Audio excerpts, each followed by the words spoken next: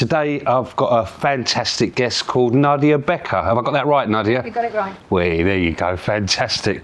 So we're just going to be like having a little bit of a conversation, seeing what's good for you, how you've grown and how you've grown your business, etc., etc. So Nadia, what is it that you do? Thanks, Neil. I am a beauty therapist and a skin specialist, and I have now become an aesthetic practitioner. I was working in London for over 30 years, and 5 years ago I decided to start my business from home in North London. Running your own business then? Running my own business. How'd you find that? Hard. Yeah. It wasn't easy. What are you talking about? It's supposed to be fun, isn't it? Yes, there are fun moments, but it's been really challenging, and those sort of challenges that you don't really know or think about until you're faced with them. For example, I work from home, and I can't rely on footfall because I work from home, so I don't get people coming past and knowing that I'm actually there.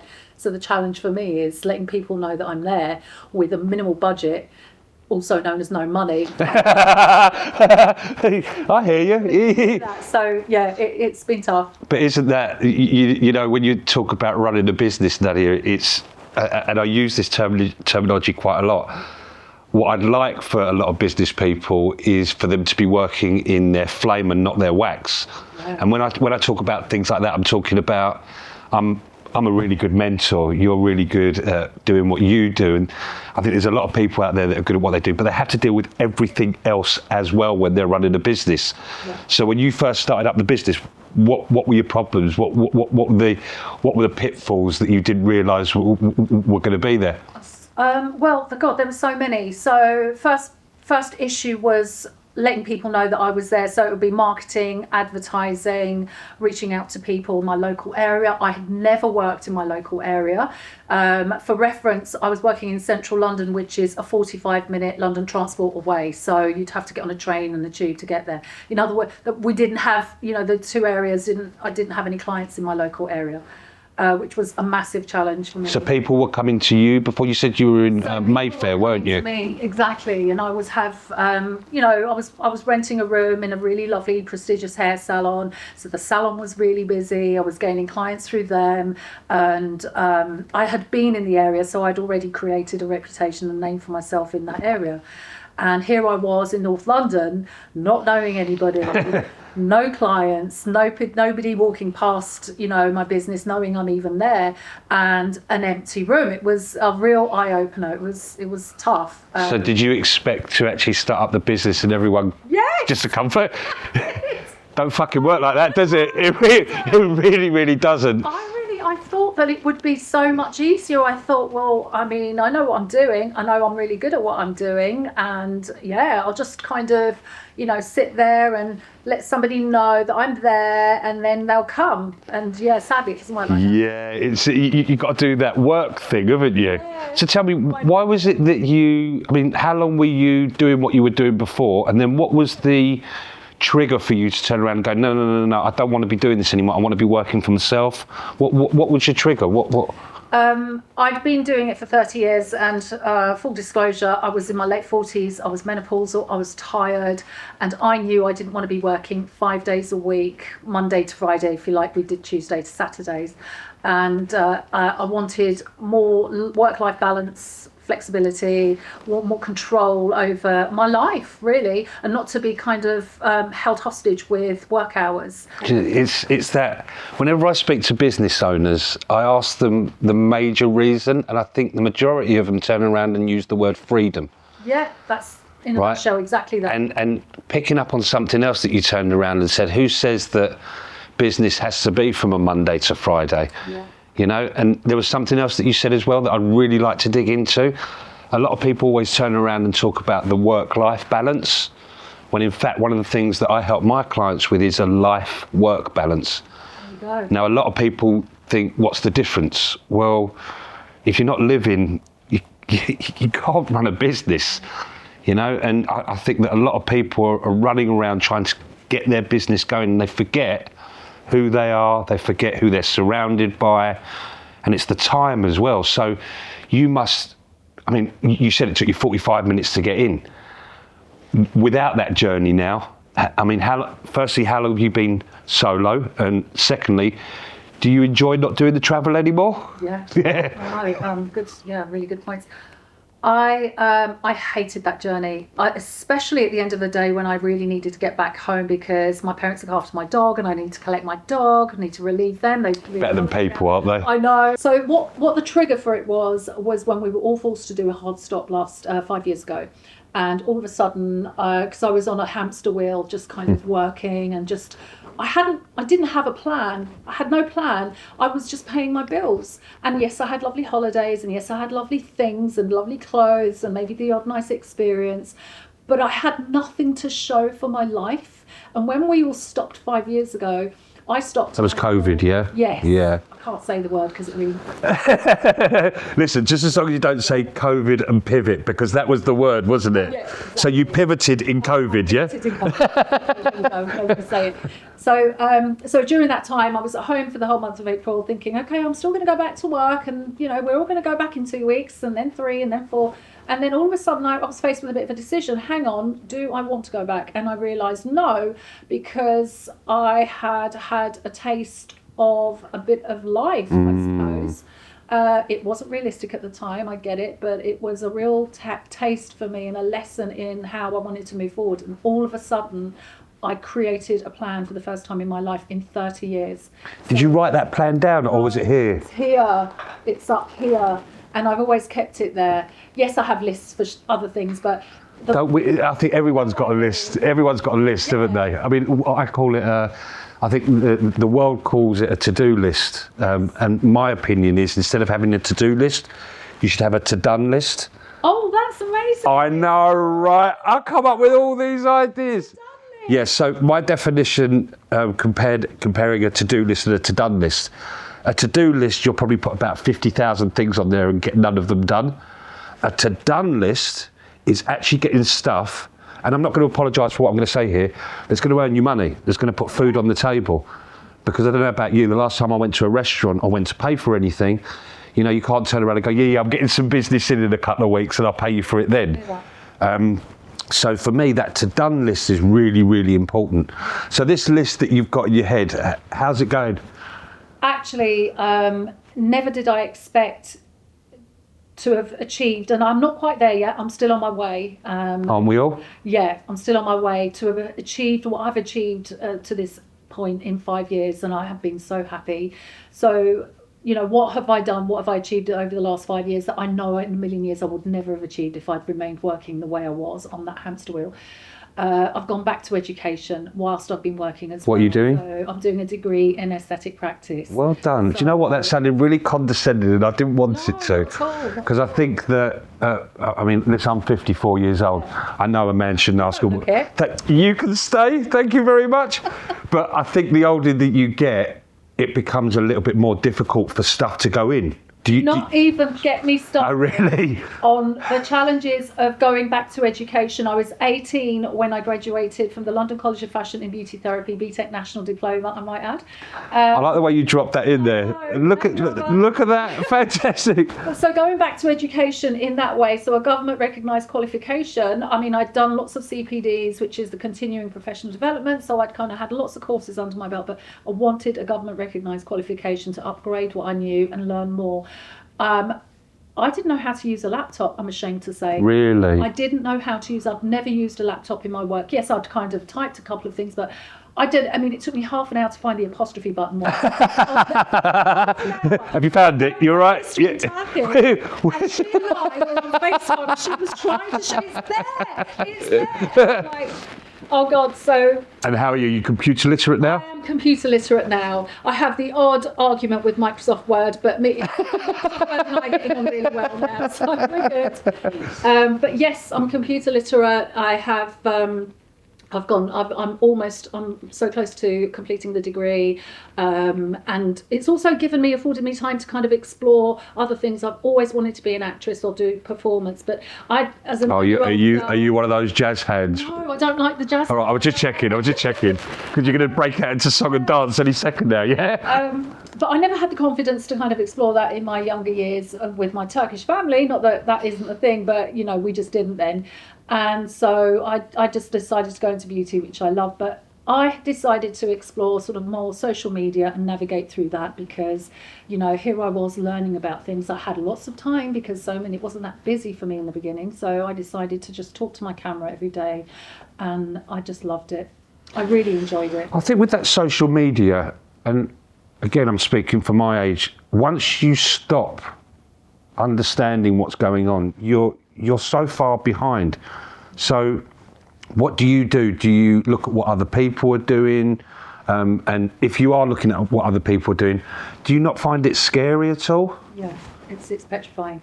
So the first time I looked at it, I was so far behind. I mean, I was really late to the TikTok game, Instagram, you know, Facebook is little sort of kind of over there. But for me, it was TikTok and Instagram, and that is actually where I met Carmen from LiveX Media. She did my website. She's just been incredible. She's created a wonderful Instagram. At this point, I have to agree with you that she's fantastic. Yeah, she is fantastic. Yes, she's fantastic. Yeah, she's brilliant at what she does as well. She's just a young entrepreneur. She's created this incredible business, and she's just created this most incredible social media platform for me, and given me the confidence to work on mine. So yes, I look at lots of different posts, and I constantly follow what people are doing. I look at the new launches of skincare, I see how they're doing it, and I kind of try to do reviews of products. I don't believe in copying people or replicating it. I know people say to do that, but that's not really my style. But do you not think that there's a lot of copying and replicating? Yeah. I mean, I sometimes find it as well when I'm going to do like a little video. I'll think to myself, well, I've seen this before. How can I do it differently? And I don't want to do it like the other people. Yeah. But I think predominantly what you've got to be with social media, you've just got to keep showing up, haven't you? You've hit the nail on the head. That's exactly it. It's consistency. Like anything in life, if you want to be successful at it, you have to be consistent. You have to do it on the days you don't want to do it. You just have to do it. For me, the mindset around it was I assigned myself maybe an hour every single day into my work day. I took that hour to do my social media. It wasn't an extra add-on to when I had a little bit of extra time. It was part of the day. I hear you. I think it's going back to that to-done list, isn't it? Yes. It has to be done. Yeah. I mean, whether you like it or not, because sometimes, I mean, we'll talk about different things, but I'm a massive advocate of mental health as well. Yeah. So some days I don't want to do it, but you know what? It's that pushing yourself to actually turn around and go, right, okay. And the other thing is as well, with social media, I think that we're all worried about how many likes we're getting, and so how do you deal with that? I mean, what's your barometer there? Yeah, full disclosure, I was completely obsessed with the whole like count and the follower count, and it got me nowhere because I can't control the algorithm. Absolutely. And I certainly can't compete with the big brands with the polished, ad campaigns. So I decided to just pull my head out of that space. It was difficult. So what I did was I was led by the followers, if you like. So if I had more likes or more comments on a particular post, then I would maybe make more content relating to that. So your answer's really in the comments, if you like. So that could be your next. How long did it take for that interaction to start, Nadia? Or were you sitting there just like, is anyone watching this, or is it just me doing it to myself, or was it? I literally had 3 followers, and 2 of them my family. I was trying to say one was mum, one was my sister. My brother, and my mum. Come on, at least follow me, guys. Help me out here. I did. There was a lot of that, and now and again I still get that. My following is kind of a lot stronger on TikTok. It's a less polished social media platform. So I'm I talk to camera. That's my style of content. And I'll kind of talk to camera, being as authentic as possible. I'll be on there with no makeup, and then I'll put the makeup on. I'll have an empowering message sometimes, or a little story time sometimes. When I first started that platform, it was very educational, and I realised that people don't want to learn. They don't want to be taught. Vitamin C does this, and you need to use vitamin C because this, and this, and 0, it would be 200 views and maybe 11 likes. Right. All of a sudden, I'd start talking about maybe something that happened to me over the years, and in the middle of that, I'm using a moisturiser with vitamin C on it, and I'll pipe up, this has got vitamin C on it, and then I'll continue with a story. Now, that flew. That started to do really well, and I realised that people are actually interested in the person. It's there's a terminology out there, or a saying out there, facts tell, stories sell. Ah, yeah. And you just hit that on the head. It's True. not, and I think that one of the hard parts about social media is keeping it real. So for me, again, I'm a mental health advocate. I've been there, I've seen it, I've done it. I fell down in 2017. So for about 4 or 5 months, I wasn't who I am and who I was. And it took me time just to work out who I am and who I was. And I was a little bit ashamed of actually admitting that I'd had a breakdown. But the more and more I speak to people about having breakdowns, they're like, yeah, guess what? Me too. How have you dealt with it? So the more that you're telling that story of who you are, picking up on something that you said before, Nadia, who backed you? I always turn around and say, don't rely on your family and friends, right? Because a stranger will become a client quicker than a family or friend will. Yeah. So did you have family that backed you? Did you have friends that backed you? What did you find when it came to social media? So in terms of social media or my work? Okay, both, really. Good question. So in terms of my work, nobody.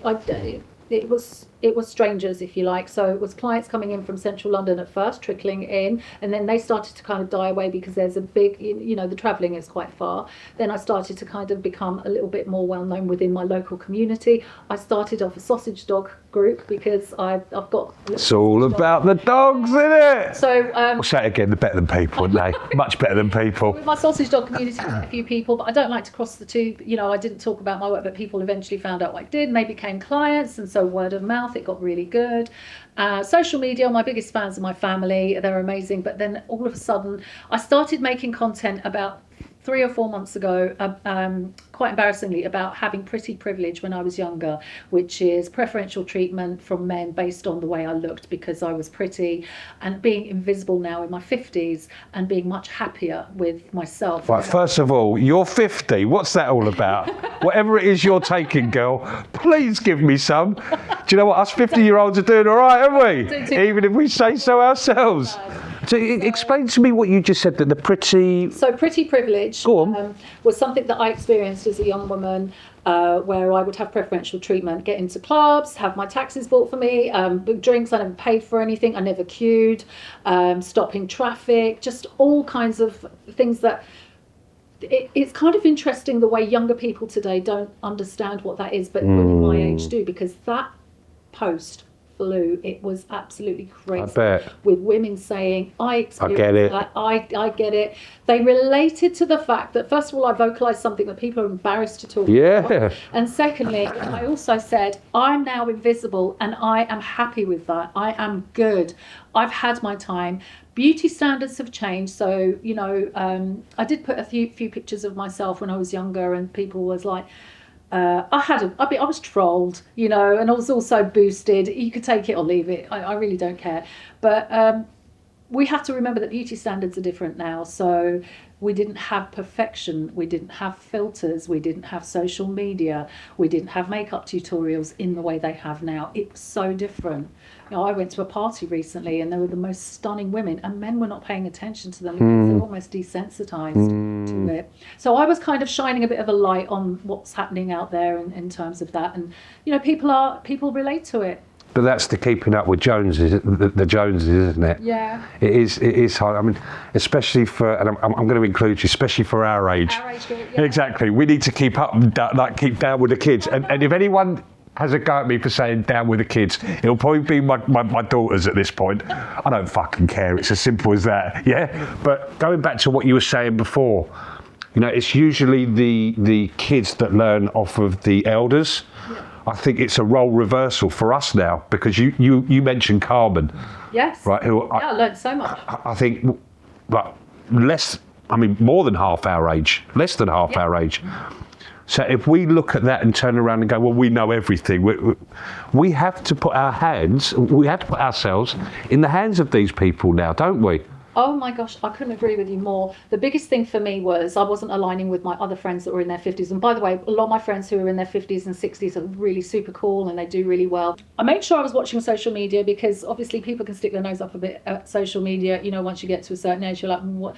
But it's popular culture. It's showing us what kids are doing. I hate the word kids because they're young adults. Absolutely. It kept me in touch. It kept me sort of informed of fashion, music, terminology, words they're using, foods they like, products where they like to go. And Can I just stop you for a second? The words that they're using. Yeah.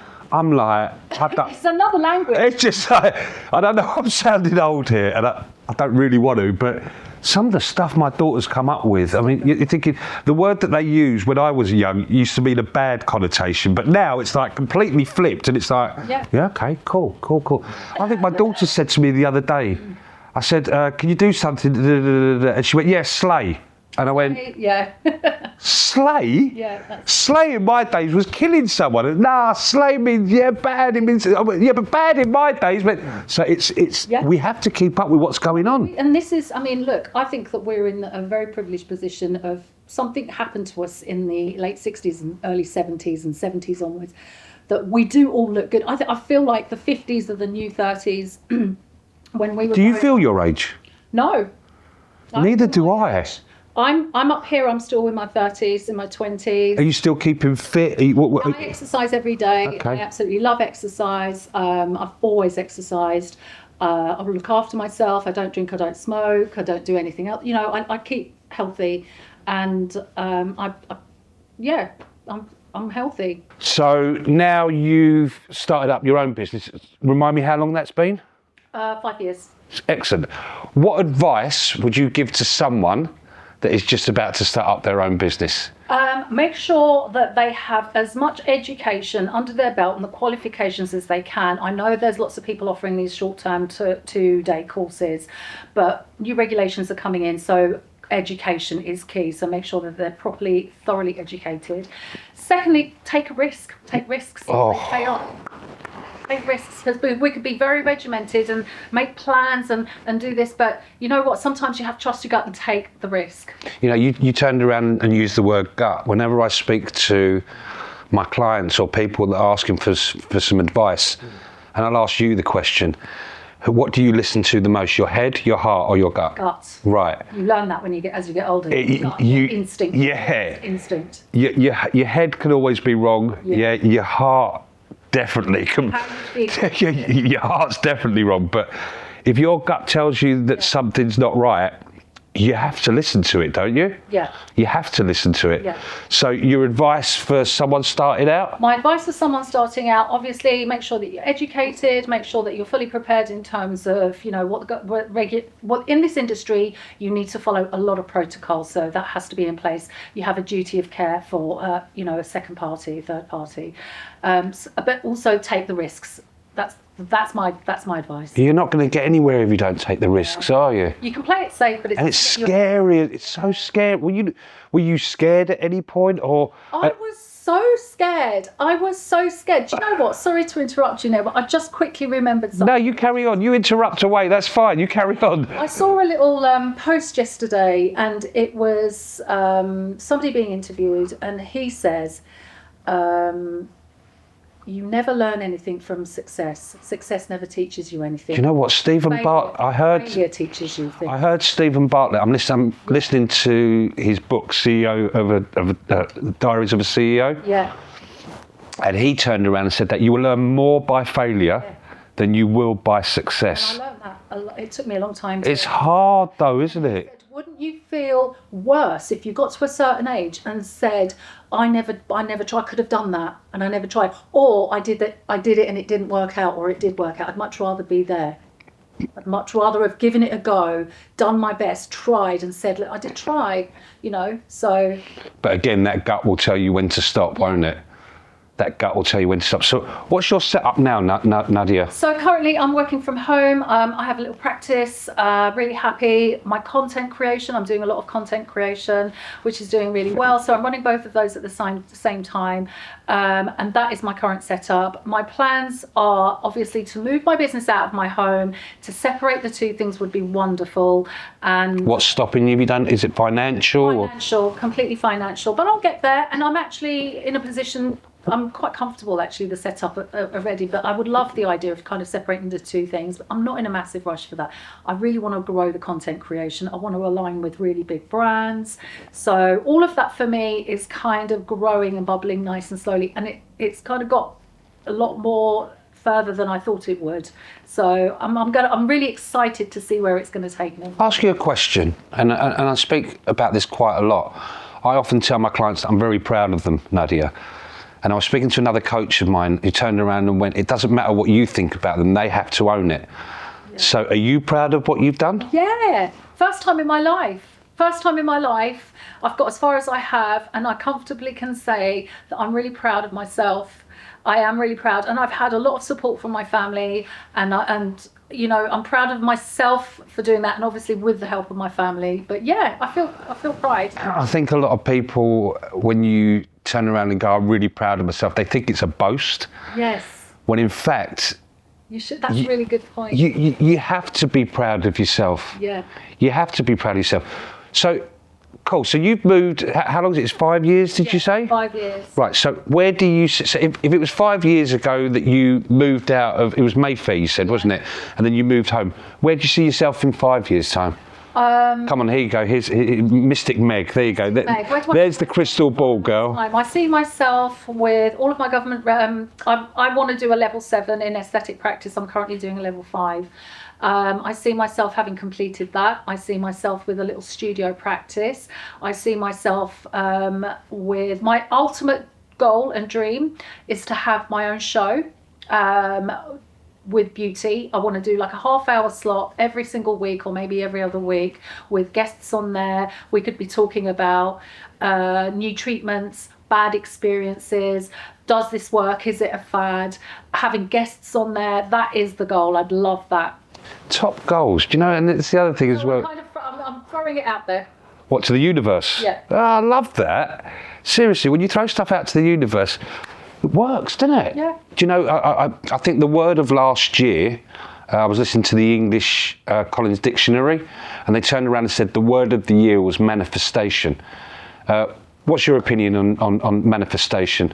I'm a little bit undecided about it. When it first... Come on, manifest. Come on. Manifestation. Why? Sometimes I think that there are blurred lines with manifestation and prayer. I'm not a particularly religious person, but I believe in religion, and I think the power of prayer is also as powerful as manifestation. Are we going down the religion route? My dad always said to me, you should never talk about politics or religion. We're not talking about them. Right, we're definitely not talking about football either. But manifestation's good. I think it got a little bit out of hand with people kind of manifesting and not doing, constantly just manifesting, so it can kind of go too far the other way. I believe in the power of positive thought for me. Absolutely. But that is manifestation. Yeah. Yeah, I mean, people. I know you don't want to, Nadia. I know you don't want to use the word, but that's manifestation. It really, really is. Fair enough. Because I say this quite a lot as well. You don't even have to talk to listen to yourself. Yeah, you can think it. Exactly. So I often find myself driving along with no music. So I love my tunes. I absolutely love my tunes. But sometimes, me driving along with no music, the thoughts are going through, and I listen to those thoughts. And you have to listen to those thoughts. Listen, the majority of them are shit, right? If I can't be honest with you. But it's finding that one or two nuggets that you turn around and go, right, okay, yeah, I'm going to go forward with that. I am a bit of a believer when it comes to manifestation, because you listen to what you're saying, you listen to what you think. I agree. Yeah, I agree. I think the manifestation I was talking about was it was sort of a materialistic manifestation, which I don't believe in. Yeah. I mean, manifestation. But isn't that the world now? Yeah, it could lead to those, but just to kind of manifest on material goods, no, I'm not about that. No, but and going back to what we were talking about before, when you ask people to do like a vision board, I'm not one of these coaches that ask my clients to do a vision board. It doesn't float my boat in any shape or form. That's stated at the beginning of our relationship. What is it you're looking for? I always try and pull them away from the clothes, the cars, the holidays, because, you know, that's not what's important for me. I mean, we're sitting on a kind of podcast here. I remember someone turning around to me and saying many, many years ago, what's your definition of wealth? Actually, let me ask you that question, then I'll answer it for me. What's your definition of wealth? Choice. Choices. Choice. Freedom and choice. The choice to do what I want when I want, to be able to do it. That's my definition of wealth. It's kind of like running a business. It's that freedom thing, isn't it? Yeah, that's what it For me, it's choice. For me, my wealth is all about my health. Yeah. So as long as I can keep waking up and listen, I'm 54 years old, I've got aches and pains all over the show, Nadia, do you know what I mean? But as long as I can keep waking up and putting a good shift in, that's really, really important for me. And you spoke about that exercising. And I think there's a lot of people around our age that have just got to a point where it's just, I don't need to do it anymore. Oh my goodness, no. You need to up your game when you get to that age. That's the difference. Absolutely. That you can't kind of give up. Now's the time to really, you know. I started yoga a couple of weeks ago. It's really good. I mean, look at me with a downward dog and everything. See, I haven't got a fucking clue what a downward dog is as well. And I'm sitting there as well. Do the crying baby, she says to me. What's a crying baby? Yeah. I look around. I'm the only guy in a room full of 14 people, and they're all laying on their backs holding their toes. And I'm like, okay, fine. Okay, right. I managed to get to my toes at one point, but it was quite difficult, Nadia. So you said that 5 years you want to be bigger and better and bolder. Is that got? And we were talking about materialistic things, but has that got anything to do with what's in your bank as well? Oh gosh. And I'm not being rude when I'm saying that, because whether we like it or not, we need money. We need money to live. we need money to live, don't we? Look, at the end of the day, yes, of course, I'd love the bank balance and the house and the car and all of the rest of it, but I'm very careful now in the mindset, the headspace that I'm in, not to do things at a cost of. So everything has a price, everything has a trade-off, and I'm really careful with those trade-offs now. You know, and you turned around and said it before, at the end of the day, we don't need to be, I was always called tight back in the days, but I call it frugal, right? And I ask my clients, I says quite a lot to my clients, any money that you're putting down for advertising, I want to see a triple to quadruple return of investment. And I think that what we need to be doing is actually making sure that we're putting our money and everything that we do into something that's going to work. Yeah. And you said it before, we're not sure if it's going to work, but you've got to go and have a try, haven't you? Try it. Tell me, you've got to try it. Come on, we're talking about positivity. What's one of your biggest failures? Come on, Nadia. Oh, God. God, I've stumped you there, haven't I? I really... Biggest failure. Oh my God, so many relationships. I like the way you said so many. But it's linking to what I'm about to say. The time I wasted on drinking. Really? That's all I can say is I wasted time on drinking. Really? When I was a drinker. Yeah, I think that surrounding that, there were many micro failures that all led to that failure. So yeah, I think I would like to say that. Do you think that, talking about the drink, when you turn around and tell people that you don't drink, is there still that stigma there? What do you mean you don't drink? Is there still... Not much as there used to be, but yeah, there used to be. It's like, oh, what, are you ill? I used to have to stay on antibiotics, you know, but now it's not so much. They take it because the trend from drinking, like I was drinking when I was growing up, ladder era, we used to, you know, beers and now the trend is healthy and the trend is juices and smoothies and good living and supplements. So not so much the you know, drinking isn't as big as it was when I was growing up. So it's easier now to say you don't drink. And also I don't go out as much.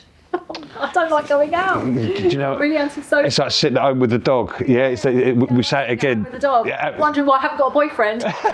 He hasn't found me. There might be something in what we just said there, Nadia. Yeah, maybe get yourself out a little bit, girl. No, I'm good. I like the way it was like, no, I'm all right, I'm fine. What makes you different from anyone else out there, other than you're just amazing, obviously? Obviously. We spoke about this earlier, but I like to listen too. I'm a really good listener. I'm always led by my clients, and I have a plan for them. I always make sure that I know what they want and what they need, but I am also reading their body language, listening to them, asking them their lifestyle, and making sure that whatever I recommend for them fits in with all of that and is sustainable and doable, and we're going to achieve the best results. Cracking answer. Do you know what? It was that listen bit that you turned around and said, just to finish it off, listen and silent use the same letters. All right, yes. I know, right? I mean, I'm dyslexic and I worked that one out as well. Nadia, it's been an absolute pleasure having you as my guest. It really has. And I didn't swear that much either, which I thought was fantastic. I know. Don't worry, come back for part 2. Guys, my name's been Neil Giller from The Real Neil. I hope that you've enjoyed yourself. I hope you've enjoyed the content.